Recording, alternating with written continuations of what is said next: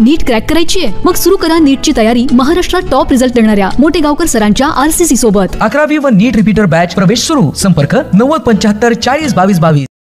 प्रल्हाद कृती करा माझी स्वतःची शेती ना 33 पिढ्यान पिढीचा आहे। तो रस्ता सोडून पूर्ण शेतात माझ्या शेतातून रस्ता बनवलेला आहे। हे आम्ही शासनाकडे तक्रारी अर्ज 4 अर्ज केले, पण शासन याची दखल घेण्यात गेले।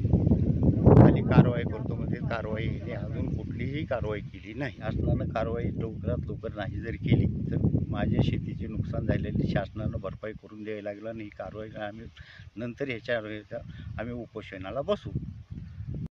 मी मोजे चिखली येथील रहिवासी असून माझ्या भावाच्या मुलाच्या शेतातून ही जो पानन रस्ता सोडून देऊन शेतातून रस्ता केलेला आहे। आम्ही वारंवार निवेदन देऊन सुद्धा त्याच्यावर काही कारवाई केली नाही।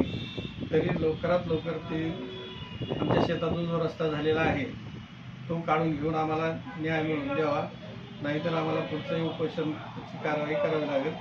सांगा मामा, हे काय प्रॉब्लेम आहे? शेतामध्ये रोड घुसलेला आहे असा आडवा, नेमका रोड कितीचा आहे आणि किती मंजूर आहे? रोड 10 फुटाचा रोड असं शासनाचा मंजूर आहे आणि जे रोड जे झालं ते थोडा गलतच झालेला आहे।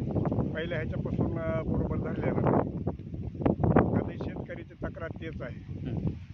किती मध्ये गेले ते रोड शेतामध्ये? म्हणजे पूर्ण पहिला रोड सोडूनच बाजूला रोड घेतलेला आहे। मग ते पहिल्याच्या ह्याच्यापासून जर धरलं चालले उन्हाची तोरी तिथपर्यंत 33 फुटाचा रोड व्हायला पाहिजे।